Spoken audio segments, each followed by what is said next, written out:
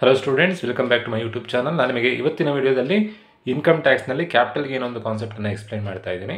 ನೋಡಿ, capital gain ಅಂತಂದರೆ ಏನು ಅಂತ ಫಸ್ಟ್ ನೀವು ತಿಳ್ಕೊಳ್ಬೇಕು.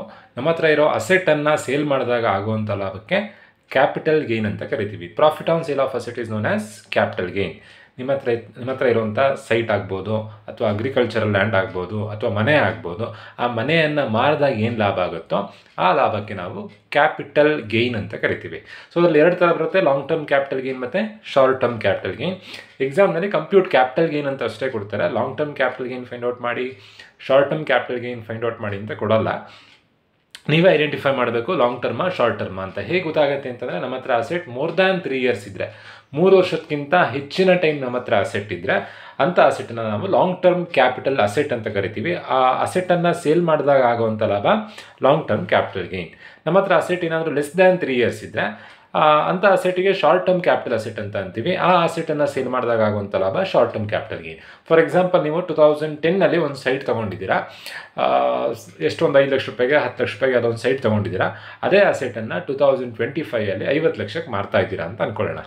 ಸೊ 2010ನಲ್ಲಿ ತೊಗೊಂಡು 2025ಅಲ್ಲಿ ಮಾರಿದರೆ ನಿಮ್ಮ ಹತ್ರ ಒಂದು 15 ವರ್ಷ ಅಸೆಟ್ ಇರುತ್ತೆ. ಸೊ 15 ವರ್ಷ, ಸೊ ಎಷ್ಟು ವರ್ಷ ಅಸೆಟ್ ಇರುತ್ತೆ ಅನ್ನೋದು ವೆರಿ ಇಂಪಾರ್ಟೆಂಟ್. 15 years ನಿಮ್ಮ ಹತ್ರ ಅಸೆಟ್ ಇರುತ್ತೆ. ಮೋರ್ ದ್ಯಾನ್ 3 years ಆದರೆ long term, less than 3 years ಆದರೆ ಶಾರ್ಟ್ ಟರ್ಮ್. ಬಟ್ ಸೆಕ್ಯೂರಿಟೀಸಿಗೆ, ಶೇರ್ಸಿಗೆ ಮೋರ್ ದ್ಯಾನ್ 3 years ಬದಲು ನಾವು 1 year ಕನ್ಸಿಡರ್ ಮಾಡ್ತೀವಿ. ಮೋರ್ ದ್ಯಾನ್ 1 year ಇದ್ದರೆ long term, less than 1 year ಇದ್ದರೆ ಶಾರ್ಟ್ ಟರ್ಮ್. ಸೆಕ್ಯೂರಿಟೀಸಿಗೆ 1 year, ಬೇರೆ ಎಲ್ಲ ಅಸೆಟ್ಟಿಗೆ 3 years. ಸೊ ಇಲ್ಲಿ ಲಾಂಗ್ ಟರ್ಮ್ ಫಾರ್ಮೇಟ್ ಬರ್ದಿದ್ದೀನಿ ನಾನು ನಿಮಗೆ, computation of long term capital gain ಅಂತ ಹೇಳಿ ಲಾಂಗ್ ಟರ್ಮಿನ ಫಾರ್ಮೇಟ್ ಬರ್ದಿದ್ದೀನಿ. ಲಾಂಗ್ ಟರ್ಮಲ್ಲಿ ಒಂದಷ್ಟು ಫಾರ್ಮುಲಾಸ್ ಕೂಡ ಬರುತ್ತೆ. ಅದು ಏನು ಫಾರ್ಮುಲಾ ಏನು ಅನ್ನೋದನ್ನು ನಾನು ನಿಮಗೆ ಪ್ರಾಬ್ಲಮ್ ಮಾಡ್ತಾ ತಿಳಿಸ್ಕೊಡ್ತೀನಿ. ಸೊ ಈ ಫಾರ್ಮೇಟನ್ನು ನೀಟಾಗಿ ನೀವು ನೋಟ್ ಡೌನ್ ಮಾಡ್ಕೊಳ್ಬೇಕಾಗತ್ತೆ. ಲಾಂಗ್ ಟರ್ಮಿಗೆ ಈ ಫಾರ್ಮೇಟ್, ಶಾರ್ಟ್ ಟರ್ಮಿಗೂ ಒಂದು ಫಾರ್ಮೇಟ್ ಇದೆ. ಸೇಮ್ ಫಾರ್ಮೇಟ್ ಲಾಂಗ್ ಟರ್ಮಲ್ಲಿ ಇಂಡೆಕ್ಸ್ಡ್ ಕಾಸ್ಟ್ ಅಂತ, ಇಂಡೆಕ್ಸ್ಡ್ ಅನ್ನೋ ವರ್ಡ್ ಬರುತ್ತೆ. ಶಾರ್ಟ್ ಟರ್ಮಲ್ಲಿ ಇಂಡೆಕ್ಸ್ಡ್ ಅನ್ನೋ ವರ್ಡ್ ಬರಲ್ಲ. ಶಾರ್ಟ್ ಟರ್ಮಲ್ಲಿ ಯಾವುದೇ ಥರ ಫಾರ್ಮುಲಾ ಇರಲ್ಲ, ಡೈರೆಕ್ಟಾಗಿ ಕ್ಯಾಲ್ಕುಲೇಷನ್ ಮಾಡೋದು. ಬಟ್ ಲಾಂಗ್ ಟರ್ಮಲ್ಲಿ ಕೆಲವೊಂದು ಫಾರ್ಮುಲಾ ಬರುತ್ತೆ. ಆ ಫಾರ್ಮುಲಾ ಏನು, ಏನಕ್ಕೆ ಫಾರ್ಮುಲಾ ಅಪ್ಲೈ ಮಾಡಬೇಕು, ಲಾಂಗ್ ಟರ್ಮ್ ಕ್ಯಾಪಿಟಲ್ ಗೇನ್ ಹೇಗೆ ಫೈಂಡ್ ಔಟ್ ಮಾಡಬೇಕು, ಅದೆಲ್ಲದನ್ನು ಇವತ್ತಿನ ವಿಡಿಯೋದಲ್ಲಿ ತಿಳಿಸ್ಕೊಡ್ತೀನಿ. ಸೊ ಇಲ್ಲೊಂದು ಕ್ವಶನ್ ಪೇಪರ್ ಪ್ರಾಬ್ಲಮ್ ಇದೆ. ಸೊ ಏನು ಕ್ವಶನ್ ಕೊಟ್ಟಿದ್ದಾರೆ, from the following details furnished by Kumari Greeshma, compute her income from capital gain. ನಾನು ಈಗಷ್ಟೇ ಹೇಳಿದ್ದೆ, ಕಂಪ್ಯೂಟ್ ಕ್ಯಾಪಿಟಲ್ ಗೇನ್ ಅಂತ ಅಷ್ಟೇ ಕೊಡ್ತಾರೆ, ಲಾಂಗ್ ಟರ್ಮ ಶಾರ್ಟ್ ಟರ್ಮ ಅಂತ ಕೊಡಲ್ಲ. For the assessment year 2019-20. So ಒಂದು ಮನೇನು ಪರ್ಚೇಸ್ ಮಾಡಿದ್ದಾರೆ. Date of purchase of house property 2000ಅಲ್ಲಿ ಒಂದು ಮನೇನು ತೊಗೊಂಡಿದ್ದಾರೆ. So purchase price 1 lakh. Then ಮನೆಗೆ ಅಡಿಷನ್ ಇಂಪ್ರೂವ್ಮೆಂಟ್ ಮಾಡ್ತಿದ್ದಾರೆ 50,000. ದೆನ್ ಇನ್ನೇನು ಇನ್ಫಾರ್ಮೇಷನ್ ಕೊಟ್ಟಿದ್ದಾರೆ, ಫೇರ್ ಮಾರ್ಕೆಟ್ ವ್ಯಾಲ್ಯೂ ಕೊಟ್ಟಿದ್ದಾರೆ. ಆ ಮನೆಯ ವ್ಯಾಲ್ಯೂ ಎಷ್ಟಿತ್ತು, ಪರ್ಚೇಸ್ ಮಾಡಬೇಕಾದ್ರೆ ಆ ಮನೆಯ ವ್ಯಾಲ್ಯೂ ಎಷ್ಟಿತ್ತು ಅನ್ನೋದು ಕೊಟ್ಟಿದ್ದಾರೆ. ದೆನ್ ಕಾಸ್ಟ್ ಆಫ್ ಇಂಪ್ರೂವ್ಮೆಂಟ್ ಕೊಟ್ಟಿದ್ದಾರೆ, ಸೇಲ್ ಪ್ರೊಸೀಡ್ಸ್ ಕೊಟ್ಟಿದ್ದಾರೆ, ಸೆಲ್ಲಿಂಗ್ ಕಮಿಷನ್ ಕೊಟ್ಟಿದ್ದಾರೆ. ಫಸ್ಟು ನೀವು ಏನು ಐಡೆಂಟಿಫೈ ಮಾಡಬೇಕು, ಪರ್ಚೇಸ್ ಮಾಡಿದ್ದು ಯಾವಾಗ, ಸೇಲ್ ಮಾಡಿದ್ದು ಯಾವಾಗ. ಪರ್ಚೇಸ್ ಮಾಡಿದ್ದು 2000ಅಲ್ಲಿ, 17-2000ಅಲ್ಲಿ, ಸೇಲ್ ಮಾಡಿದ್ದು 18-19ಅಲ್ಲಿ. ಸೊ 2000ಅಲ್ಲಿ ತಗೊಂಡು 2018-19ಅಲ್ಲಿ ಸೇಲ್ ಮಾಡ್ತಾ ಇದ್ದರೆ ಎಷ್ಟು ವರ್ಷ ನಮ್ಮ ಹತ್ರ ಅಸೆಟ್ ಇರುತ್ತೆ, 2000 to 2018, 18 ವರ್ಷ ನಮ್ಮ ಹತ್ರ ಅಸೆಟ್ ಇರುತ್ತೆ. ಸೊ ಮೋರ್ ದ್ಯಾನ್ 3 years ನಮ್ಮ ಹತ್ರ ಅಸೆಟ್ ಇದೆ. ಹಾಗಾಗಿ ಲಾಂಗ್ ಟರ್ಮ್ ಅಂತ ನಾವು ತಿಳ್ಕೊಳ್ಬೇಕಾಗತ್ತೆ. ನೋಡಿ, ಹಾಗಾಗಿ ನಾನು ಇಲ್ಲಿ ಲಾಂಗ್ ಟರ್ಮ್ ಫಾರ್ಮೇಟ್ ಬರ್ಕೊಳ್ಬೇಕು. ಸೊ ಫಸ್ಟು ಏನಕ್ಕೆ long term, more than 3 years ನಮ್ಮ ಹತ್ರ ಅಸೆಟ್ ಇರುತ್ತೆ. ಹೇಗೆ ಫೈಂಡ್ ಔಟ್ ಮಾಡೋದು, ಪರ್ಚೇಸ್ ಮಾಡಿರೋ ಡೇಟ್ ನೋಡೋದು, ಸೇಲ್ ಮಾಡಿರೋ ಡೇಟ್ ನೋಡೋದು. 3 yearsಗಿಂತ ಜಾಸ್ತಿ ಇದ್ದರೆ ಲಾಂಗ್ ಟರ್ಮ್, 3 yearsಗಿಂತ ಕಮ್ಮಿ ಇದ್ದರೆ ಶಾರ್ಟ್ ಟರ್ಮ್. ಸೊ ನಾನಿಲ್ಲಿ ಲಾಂಗ್ ಟರ್ಮ್ ಫಾರ್ಮೇಟ್ ಬರ್ಕೊಂಡಿದ್ದೀನಿ. ಎಲ್ಲ ಪ್ರಾಬ್ಲಮ್ನಲ್ಲಿ ಫಸ್ಟು ಸೇಲ್ಸ್ ಕನ್ಸಿಡರೇಷನ್ ಬರೀಬೇಕು. ಸೇಲ್ಸ್ ಕನ್ಸಿಡರೇಷನ್ ಅಂತಂದರೆ ಮನೆಯನ್ನು ಎಷ್ಟು ರೂಪಾಯಿಗೆ ಮಾರ್ತಾ ಇದ್ದಾರೆ, ಎಷ್ಟು ರೂಪಾಯಿಗೆ ಮಾರ್ತಿದ್ದಾರೆ. ಕ್ವಶನಲ್ಲಿ ಕೊಟ್ಟಿದ್ದಾರೆ, ಸೇಲ್ ಪ್ರೊಸೀಡ್ಸ್ ಇನ್ 2018-19 27,20,000 ರೂಪಾಯಿಗೆ ಮನೆ ಮಾರ್ತಾ ಇದ್ದಾರೆ. 27,20,000 ಲೆಸ್ ಸೆಲ್ಲಿಂಗ್ ಎಕ್ಸ್ಪೆನ್ಸಸ್. ಸೊ ಮನೆ ಮಾರಬೇಕಾದ್ರೆ ಯಾವುದೋ ಬ್ರೋಕರಿಗೆ ಹೇಳಿರ್ತೀರ, ಬ್ರೋಕರು ಮನೆಯನ್ನು ಮಾರಿ ಕೊಡ್ತಾನೆ. ಸೊ ಒಂದಷ್ಟು ಸೆಲ್ಲಿಂಗ್ ಎಕ್ಸ್ಪೆನ್ಸಸ್ ಬರುತ್ತೆ. ಏನೇನು ಸೆಲ್ಲಿಂಗ್ ಎಕ್ಸ್ಪೆನ್ಸಸ್ ಬರುತ್ತೆ ಅಂತಂದರೆ, ಬ್ರೋಕರೇಜ್ ಆಗ್ಬೋದು, ಕಮಿಷನ್ ಆಗ್ಬೋದು, ಟ್ರಾನ್ಸ್ಫರ್ ಆಗ್ಬೋದು, ಇವೆಲ್ಲ ಸೆಲ್ಲಿಂಗ್ ಎಕ್ಸ್ಪೆನ್ಸಸ್. ನಾನು ನಿಮ್ಮ ಫಾರ್ಮೇಟಲ್ಲಿ ನೀಟಾಗಿ ಬರೆದಿದ್ದೀನಿ. ಸೊ ಸೆಲ್ಲಿಂಗ್ ಎಕ್ಸ್ಪೆನ್ಸಸ್, ಬ್ರೋಕರಿಗೆ 20,000 ರೂಪಾಯಿ ಕಮಿಷನ್ ಕೊಡ್ತಾ ಇದ್ದೀರಾ.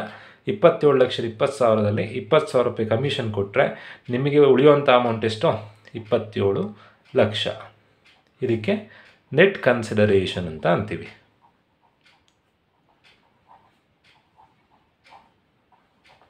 ಬಂದಿರೋ answer net consideration less indexed cost of acquisition. Very important, indexed cost of acquisition. Indexed cost of acquisition ಅಂತಂದರೆ ಆ ಮನೆಯನ್ನು ಎಷ್ಟು ರೂಪಾಯಿಗೆ ತೊಗೊಂಡಿದ್ರು ನೋಡಿ. ಆ ಮನೆಯನ್ನು ತೊಗೊಂಡಿದ್ದು ಎಷ್ಟು ರೂಪಾಯಿಗೆ ಅಂತಂದರೆ ಕ್ವಶನಲ್ಲಿ ಕೊಟ್ಟಿದ್ದಾರೆ. ಅಕ್ವಿಸಿಷನ್ ಅಂದರೂ ಒಂದೇ, ಪರ್ಚೇಸ್ ಪ್ರೈಸ್ ಅಂದರೂ ಒಂದೇ. ಆ ಮನೆಯನ್ನು 1 ಲಕ್ಷ ರೂಪಾಯಿಗೆ ತೊಗೊಂಡಿದ್ದಾರೆ. ಮನೆ ತೊಗೊಂಡಿದ್ದು ಎಷ್ಟು ರೂಪಾಯಿಗೆ ನೋಡಿ, ಕ್ವಶನಲ್ಲಿ ಗಮನಿಸ್ಬೋದು. Cost of acquisition 1 lakh. 1 lakh ರೂಪಾಯಿಗೆ ತೊಗೊಂಡು 27 ಲಕ್ಷಕ್ಕೆ ಮಾರಿದ್ದಾರೆ. 27,20,000ಕ್ಕೆ. ಹಾಗಾದರೆ ಡೈರೆಕ್ಟಾಗಿ 1 ಲಕ್ಷಕ್ಕೆ ತೊಗೊಂಡು 27,20,000 ರೂಪಾಯಿ ಮಾರಿದರೆ 16,20,000 ರೂಪಾಯಿ ಲಾಭ ಅಂತ ಡೈರೆಕ್ಟಾಗಿ ಬರಿಬೋದಲ್ಲ. ಯಾಕೆ ಡೈರೆಕ್ಟಾಗಿ ಬರೆಯಲ್ಲ ಅಂತಂದರೆ, ಮನೆ ತೊಗೊಂಡಿದ್ದು ಯಾವಾಗ? ಮನೆ ತೊಗೊಂಡಿರೋದು 2000 ಇಸ್ವಿಯಲ್ಲಿ. ಮನೆ ಮಾರಿದ್ದು ಯಾವಾಗ? 2018-19ರಲ್ಲಿ. ಅವತ್ತಿನ 1 ಲಕ್ಷ ರೂಪಾಯಿನೂ ಇವತ್ತಿನ 1 ಲಕ್ಷ ರೂಪಾಯಿಗೂ ತುಂಬ ಡಿಫ್ರೆನ್ಸ್ ಇದೆ. ಸೊ ಹಾಗಾದರೆ ಅವತ್ತಿನ 1 ಲಕ್ಷ ರೂಪಾಯಿ ಇವತ್ತಿಗೆ ಎಷ್ಟು ಬೆಲೆ ಬಾಳುತ್ತೆ? ಅವತ್ತಿನ 1 ಲಕ್ಷ ರೂಪಾಯಿನ ಈಗಿನ ವರ್ತ್ ಎಷ್ಟು? ಅದನ್ನು ಫೈಂಡ್ ಔಟ್ ಮಾಡೋದಕ್ಕೆ ಫಾರ್ಮುಲಾ ಇದೆ. ಸೊ ಫಾರ್ಮುಲಾ ಏನಕ್ಕೆ ಅಂತಂದರೆ 2000ರಲ್ಲಿ ತೊಗೊಂಡಿರೋವಂಥ 1 ಲ್ಯಾಕಿನ ವರ್ತ್ ಈಗ ಎಷ್ಟು ಅಂತ ಫೈಂಡ್ ಔಟ್ ಮಾಡೋದಕ್ಕೆ ಫಾರ್ಮುಲಾ ನೋಡಿ. ನಾನಿಲ್ಲಿ ಬರ್ತಿದ್ದೀನಿ ICA, indexed cost of acquisition. ಒಟ್ಟು 2 ಫಾರ್ಮುಲಾ ಇದೆ, formula A, formula B. So ಯಾವಾಗ ಫಾರ್ಮುಲಾ ಎ ಅಪ್ಲೈ ಮಾಡಬೇಕು ಅಂತಂದರೆ 1/4/2001 ಬಿಫೋರ್ ಪರ್ಚೇಸ್ ಮಾಡಿದರೆ, 2001ಕ್ಕಿಂತ ಮುಂಚೆ ಪರ್ಚೇಸ್ ಮಾಡಿದರೆ ಫಾರ್ಮುಲಾ ಎ, 2001ರ ನಂತರದಲ್ಲಿ ಪರ್ಚೇಸ್ ಮಾಡಿದರೆ ಫಾರ್ಮುಲಾ ಬಿ. ಸೊ 2 ಫಾರ್ಮುಲಾ ಹಾಕಿ ನೀವು ಇಂಡೆಕ್ಸ್ಡ್ ಕಾಸ್ಟ್ ಆಫ್ ಅಕ್ವಿಸಿಷನನ್ನು ಫೈಂಡ್ ಔಟ್ ಮಾಡಬೇಕಾಗತ್ತೆ. 2 ಫಾರ್ಮುಲಾ ಇದೆ, formula A, formula B. Before 2001 ಆದರೆ ಫಾರ್ಮುಲಾ ಎ, ಆಫ್ಟರ್ 2001 ಆದರೆ ಫಾರ್ಮುಲಾ ಬಿ. ನಿಮಗೆ ಇಯರ್ ಕನ್ಫ್ಯೂಷನ್ ಆಗುತ್ತೆ ಅಂತಂದರೆ ಕ್ವಶನಲ್ಲಿ ಫೇರ್ ಮಾರ್ಕೆಟ್ ವ್ಯಾಲ್ಯೂ ಕೊಟ್ಟಿದ್ದರೆ formula A, fair market value ಕೊಟ್ಟಿಲ್ಲ ಅಂತಂದರೆ ಫಾರ್ಮುಲಾ ಬಿ. ಸೊ ಈಗ ಈ ಪ್ರಾಬ್ಲಮ್ನಲ್ಲಿ indexed cost of acquisition find out ಮಾಡಬೇಕಾದ್ರೆ ಸೊ ಯಾವಾಗ ಪರ್ಚೇಸ್ ಮಾಡಿದ್ದಾರೆ ಅನ್ನೋದು ನೋಡಬೇಕು. Date of purchase of house property 1/7/2000 ಅಂತ ಕೊಟ್ಟಿದ್ದಾರೆ. ಪರ್ಚೇಸ್ ಮಾಡಿದ್ದು ಯಾವಾಗ? 2000ಅಲ್ಲಿ. ಸೊ ಫಾರ್ಮುಲಾ ಎ ಅಪ್ಲೈ ಮಾಡಬೇಕು. ನಾನಿಲ್ಲಿ ಫಾರ್ಮುಲಾ ಎ ಬರ್ಕೊಳ್ತಾ ಇದ್ದೀನಿ. ICA equals cost of acquisition or short form ಬರ್ಕೊಳ್ತಿದ್ದೀನಿ ನಾನಿಲ್ಲಿ fair market value into current year index divided by base year index.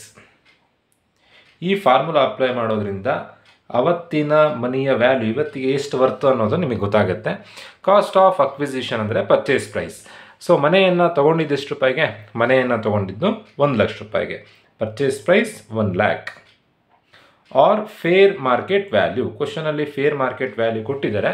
Fair market value ಎಷ್ಟಿದೆ? Fair market value 1,50,000.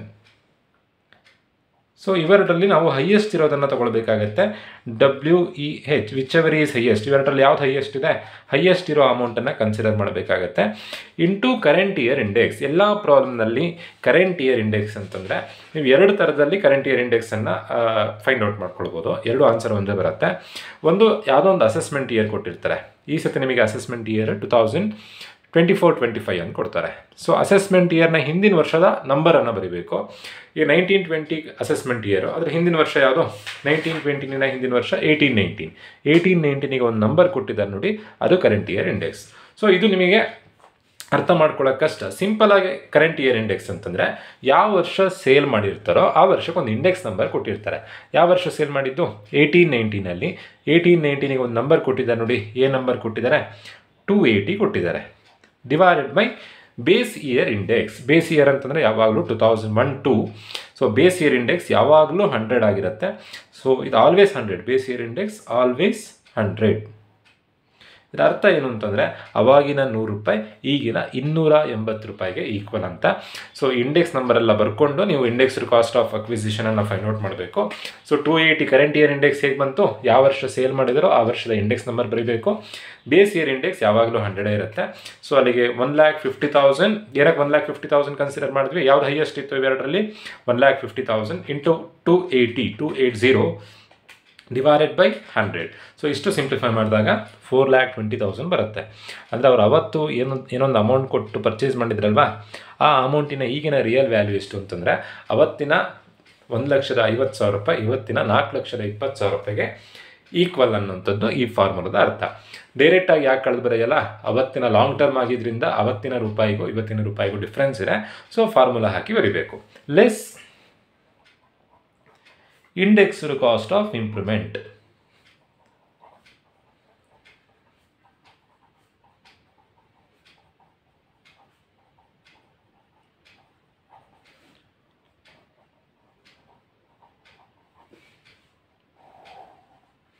So indexed cost of improvement find out ಮಾಡೋದು ಹೇಗೆ? ಅದಕ್ಕೂ formula ಇದೆ ನೋಡಿ. Indexed cost of improvement ICI, addition ಅಂದ್ರೂ ಒಂದೇ, alteration ಅಂದ್ರೂ ಒಂದೇ, ಮಾಡಿಫಿಕೇಷನ್ ಅಂದ್ರೂ ಒಂದೇ, ಇಂಪ್ರೂವ್ಮೆಂಟ್ ಅಂದ್ರೂ ಒಂದೇ. ಸೊ ಯಾವ್ದಾದ್ರು ಒಂದು ಮನೆಗೆ ಇಂಪ್ರೂವ್ಮೆಂಟ್ ಮಾಡಿದರೆ, ಏನಾದರೂ ಎಕ್ಸ್ಟ್ರಾ ಆಲ್ಟ್ರೇಷನ್ ಮಾಡ್ತಾ ಇದ್ರೆ, ಹೊಸದಾಗಿ ರೂಮ್ ಕಟ್ತಾ ಇದ್ರೆ, ಅದಕ್ಕೆ ನಾವು ಇಂಪ್ರೂವ್ಮೆಂಟ್ ಅಂತ ಕರಿತೀವಿ. ಸೊ ಇಂಪ್ರೂವ್ಮೆಂಟಿಗೆ ಒಂದು ಅಮೌಂಟ್ ಮಾಡಿರ್ತಾರಲ್ವ, ಅಮೌಂಟ್ ಸ್ಪೆಂಡ್ ಮಾಡಿರ್ತಾರಲ್ವ, ಅದು ಕೂಡ ಎಕ್ಸ್ಪೆನ್ಸಸ್, ಅದು ಕೂಡ ಫಾರ್ಮುಲಾ ವೈಸೇ ಕ್ಯಾಲ್ಕುಲೇಷನ್ ಮಾಡಬೇಕು ನೋಡಿ. ಲಾಂಗ್ ಟರ್ಮ್ ಕ್ಯಾಪಿಟಲ್ ಗೇನ್ ಆದರೆ ಮಾತ್ರ ಈ ಥರ ಎಲ್ಲ ಫಾರ್ಮುಲಾ ಬರುತ್ತೆ. ಶಾರ್ಟ್ ಟರ್ಮ್ ಆದರೆ ಯಾವುದೇ ಫಾರ್ಮುಲಾ ಬರಲ್ಲ, ಡೈರೆಕ್ಟಾಗಿ ಅಮೌಂಟ್ ಬರೀಬೇಕಾಗುತ್ತೆ. So improvement, addition, alteration, modification ಎಲ್ಲದೂ ಸೇಮ್. ಇಂಪ್ರೂವ್ಮೆಂಟ್ ಯಾವಾಗ ಕ್ಯಾಲ್ಕುಲೇಷನ್ ಮಾಡಬೇಕು? Before 1/4/2007 fully ignored. ಏನಾದರೂ 2001ಗಿಂತ ಮುಂಚೆ ಏನಾದರೂ ಇಂಪ್ರೂವ್ಮೆಂಟ್ ಆಗ್ತಾ ಇದ್ರೆ ನಾವು ಫುಲ್ಲಾಗಿ ಇಗ್ನೋರ್ ಮಾಡಬೇಕಾಗತ್ತೆ, ಅದನ್ನು ಕ್ಯಾಲ್ಕುಲೇಷನ್ ಮಾಡೋದು ಬೇಡ. ಯಾವಾಗ ಕ್ಯಾಲ್ಕುಲೇಷನ್ ಮಾಡಬೇಕು? ಆಫ್ಟರ್ 1/4/2001 ಏನಾದರೂ ಇಂಪ್ರೂವ್ಮೆಂಟ್ ಆಗಿದ್ದರೆ ನಾವು ಈ ಫಾರ್ಮುಲಾ ವೈಸ್ ಕ್ಯಾಲ್ಕುಲೇಷನ್ ಮಾಡಬೇಕಾಗತ್ತೆ. ನೀವು ಕ್ವಶನಲ್ಲಿ ಗಮನಿಸಿ, ಒಂದು ಅಡಿಷನ್ ಅನ್ನು ಕೊಟ್ಟಿದ್ದಾರೆ. ಅಡಿಷನ್ ಅಂದರೂ ಒಂದೇ, ನಾನಿಲ್ಲಿ ಬರ್ತಿದ್ದೀನಿ. ಅಡಿಷನ್, ಆಲ್ಟ್ರೇಷನ್, ಮಾಡಿಫಿಕೇಷನ್, ಇಂಪ್ರೂವ್ಮೆಂಟ್ ಎಲ್ಲದೂ ಸೇಮ್ ಮೀನಿಂಗ್. ಅಡಿಷನ್ ಅನ್ನು ಕೊಟ್ಟಿದ್ದಾರೆ. ಯಾವ ಇಯರಲ್ಲಿ ಅಡಿಷನ್ ಆಗಿದ್ದು? 2000ಅಲ್ಲಿ. ಸೊ 2001ಗಿಂತ ಬಿಫೋರ್, 2001ಗಿಂತ ಮುಂಚೆ ಏನಾದರೂ ಇಂಪ್ರೂವ್ಮೆಂಟ್ ಆಗಿದ್ದರೆ we have to ignore that one. ನಾವು ಅದನ್ನು ಕ್ಯಾಲ್ಕುಲೇಷನ್ ಮಾಡೋದು ಬೇಡ. ಸೊ ಇಲ್ಲಿರುವಂಥ ಅಡಿಷನನ್ನು ಕ್ಯಾಲ್ಕುಲೇಷನ್ ಮಾಡೋದು ಬೇಡ. ಒಂದು ವೇಳೆ ಆಫ್ಟರ್ 2001 ಏನಾದರೂ ಅಡಿಷನ್ ಆಗಿದ್ದರೆ ನೋಡಿ, ಇಲ್ಲಿ ಇನ್ನೊಂದು ಅಡಿಷನ್ ಕೊಟ್ಟಿದ್ದಾರೆ. ಎಷ್ಟು ಅಡಿಷನ್ ಕೊಟ್ಟಿದ್ದಾರೆ?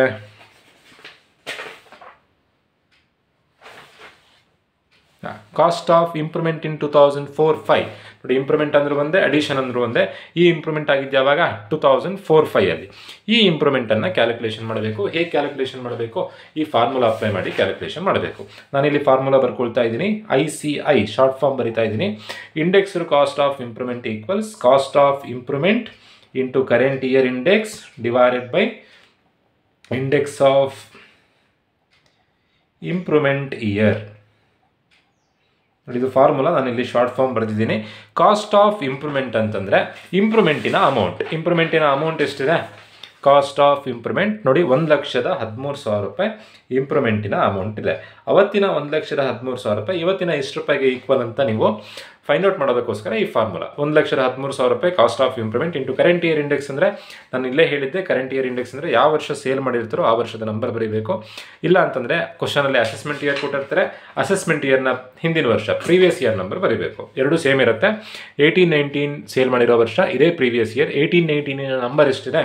280. ಕರೆಂಟ್ ಇಯರ್ ಇಂಡೆಕ್ಸ್ ಅಂತಂದರೆ ಸೇಲ್ ಮಾಡಿರೋ ವರ್ಷದ number divided by index of improvement year. ಯಾವ ವರ್ಷದಲ್ಲಿ ಇಂಪ್ರೂವ್ಮೆಂಟ್ ಆಗಿದ್ದು? ಇಂಪ್ರೂವ್ಮೆಂಟ್ ಆಗಿದ್ದು 2004-05ಅಲ್ಲಿ. 4-5ಗೆ ಒಂದು ನಂಬರ್ ಕೊಟ್ಟಿದ್ದಾರೆ ನೋಡಿ. ಏನು ನಂಬರ್ ಕೊಟ್ಟಿದ್ದಾರೆ? 113. So index of improvement year ಅಂತಂದರೆ ಇಂಪ್ರೂವ್ಮೆಂಟ್ ಮಾಡಿರುವಂಥ ವರ್ಷದ ಇಂಡೆಕ್ಸ್ ನಂಬರನ್ನು ಬರೀಬೇಕು. ಸೊ ಇವಿಷ್ಟನ್ನು ಸಿಂಪ್ಲಿಫೈ ಮಾಡಿದಾಗ 1,13,000 ಇಂಟು 280 ಡಿವೈಡೆಡ್ ಬೈ 113 ಅಂತಂದರೆ 113 ಕ್ಯಾನ್ಸಲ್ ಆಗುತ್ತೆ. 2,80,000 ಆನ್ಸರ್ ಬರುತ್ತೆ. ಸೊ ಇವಿಷ್ಟನ್ನು ಲೆಸ್ ಮಾಡಿದಾಗ ಬರೋವಂಥ ಆನ್ಸರೇ ಲಾಂಗ್ ಟರ್ಮ್ ಕ್ಯಾಪಿಟಲ್ ಗೇನ್. ಎಷ್ಟು ಆನ್ಸರ್ ಬರುತ್ತೆ? 27 ಲಕ್ಷ ಮೈನಸ್ 4,20,000 ಮೈನಸ್ 2,80,000 ಲೆಸ್ ಮಾಡಿದಾಗ ಬರುವಂಥ ಆನ್ಸರ್ 20 ಲಕ್ಷ.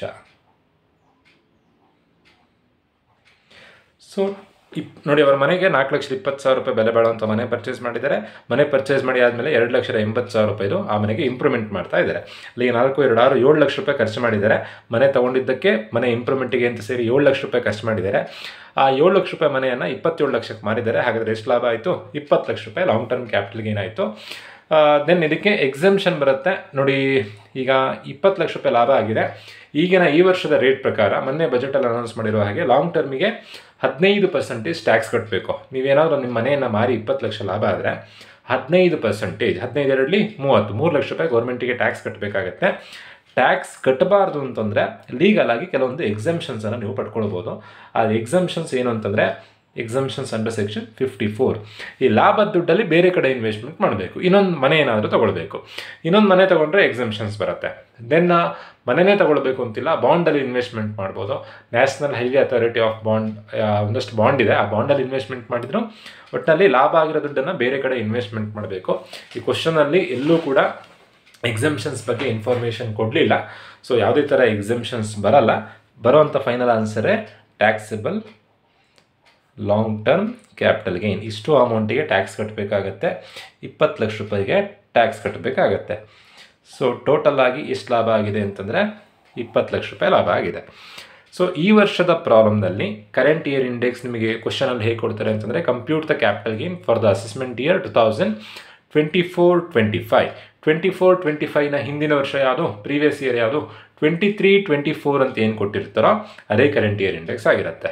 ಒಂದ ಪ್ರೀವಿಯಸ್ ಇಯರ್ ನಂಬರ್ ಬರೀಬೇಕು, ಇಲ್ಲ ಸೇಲ್ ಮಾಡಿರೋದು ವರ್ಷ. ಎರಡು ಥರ ಹೇಗೆ ಬೇಕಾದರೂ ನೆನ್ಪಿಟ್ಕೊಳ್ಬೋದು, ಎರಡು ಸೇಮ್ ಆಗಿರುತ್ತೆ. ಪ್ರೀವಿಯಸ್ ಇಯರು, ಸೇಲ್ ಮಾಡಿರೋ ಇಯರು ಎರಡು ಯಾವಾಗಲೂ ಸೇಮ್ ಇರುತ್ತೆ. ಸೊ ಈ ಥರದಲ್ಲಿ ನೀವು ಕರೆಂಟ್ ಇಯರ್ ಇಂಡೆಕ್ಸನ್ನು ನೆನ್ಪಿಟ್ಕೊಳ್ಬೇಕು. ಸೊ ಇವಿಷ್ಟು ಲಾಂಗ್ ಟರ್ಮ್ ಕ್ಯಾಪಿಟಲ್ ಗೈನ್. ಇದರಲ್ಲಿ ಇನ್ನು ಎಕ್ಸಮ್ಷನ್ಸ್ ಬರುತ್ತೆ. ಆ ಎಕ್ಸಮ್ಷನ್ಸ್ ಹೇಗೆ ಅನ್ನೋದನ್ನು ನಾನು ನಿಮಗೆ ಮುಂದಿನ ವೀಡಿಯೋದಲ್ಲಿ ತಿಳಿಸ್ಕೊಡ್ತೀನಿ ಅಂತ ಹೇಳ್ತಾ ಇವತ್ತಿನ ಈ ವಿಡಿಯೋ ಮುಗಿಸ್ತಾ ಇದ್ದೀನಿ. Thank you.